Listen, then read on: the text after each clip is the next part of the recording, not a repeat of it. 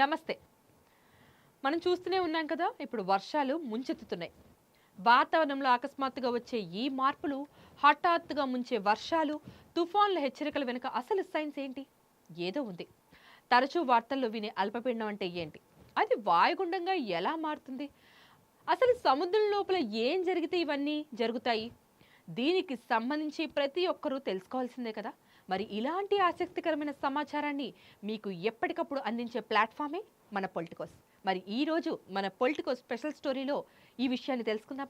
భూమిపైన, సముద్రం పైన ఉష్ణోగ్రతల్లో వచ్చే తేడాల వల్లే వాతావరణంలో ఈ మార్పులు చోటు చేసుకుంటున్నాయి.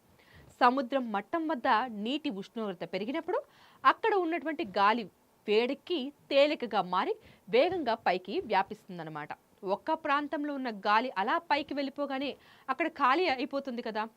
ఆ శూన్య ప్రదేశం ఏర్పడిన వెంటనే దీనిని వాతావరణ పరిభాషలో అల్పపీడనం అని పిలుస్తారనమాట. ఈ ఖాళీని భర్తీ చేయడానికి చుట్టుపక్కల ఉన్నటువంటి అధిక పీడన ప్రాంతాల నుంచి చల్లని గాలులు వేగంగా ఈ తక్కువ పీడనం వైపుకు వస్తాయన్నమాట. అప్పుడు ఇలా వచ్చినప్పుడు ఆ గాలులు అల్పపీడన కేంద్రం వైపు వచ్చే సమయంలోనే భూమి తన అక్షం చుట్టూ తాను తిరగడం ప్రారంభిస్తుంది. ఆ గాలులు నేరుగా కాకుండా ఒక చక్రంలా వస్తాయన్నమాట. దాన్ని సుడిగుండంలా చుట్టూ తిరుగుతూ ప్రారంభిస్తాయి. వాతావరణంలో అల్పపీడనం మరింత బలపడి గాలి వేగం దాదాపు 31 కిలోమీటర్ల నుండి 49 కిలోమీటర్లకు చేరినప్పుడు అది వాయుగుండంగా రూపొందించుతుంది.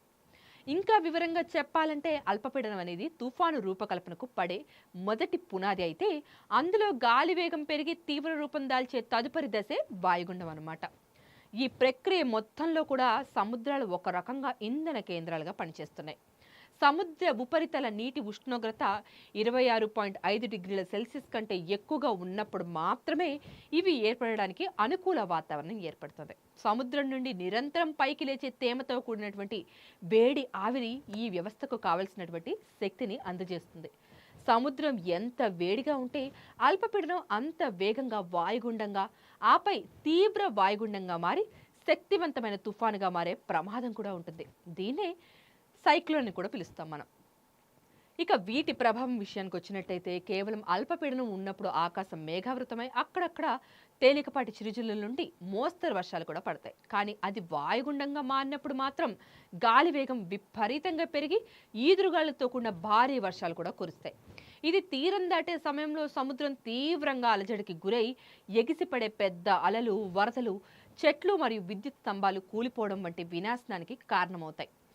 సముద్రం నుంచి లభించే తేమ అందినంత సేపే ఇవి బలంగా ఉంటాయన్నమాట. ఒక్కసారి తీరం దాటి భూమిపైకి రాగానే సముద్రపు తేమ అందక ఇవి మళ్ళీ మెల్లిగా బలహీనపడిపోతాయి. సముద్రపు ఉష్ణోగ్రతలు వచ్చే ఈ స్వల్ప మార్పులే తీర ప్రాంత ప్రజల జీవితాలను అతలాకుతలం చేసే తుఫానులకు మూల కారణమవుతున్నాయి. అందుకే వాతావరణ శాఖ ఇచ్చే ముందస్తు హెచ్చరికలను ప్రతిసారి మనం గమనిస్తూ అప్రమత్తంగా ఉండడం కూడా చాలా అవసరం. మరి ఇలాంటి వాతావరణ విశేషాలు, తాజా వార్తలు, అదేవిధంగా సైన్స్కు సంబంధించినటువంటి ఆసక్తికర విషయాల కోసం పొలిటికోస్ ఛానల్ వెంటనే సబ్స్క్రైబ్ చేసుకోండి. పక్కనే ఉన్న బెల్ ఐకాన్ని నొక్కడం అస్సలు మర్చిపోకండి. మా ప్రతి లేటెస్ట్ వీడియో అప్డేట్ను నోటిఫికేషన్గా పొందే అవకాశం కూడా ఉంటుంది. ఈ వీడియో మీకు నచ్చితే లైక్ చేసి మీ మిత్రులందరికీ షేర్ చేయండి. Thank you. నమస్తే. Please subscribe to the channel and download the Politicos app from the links in the description.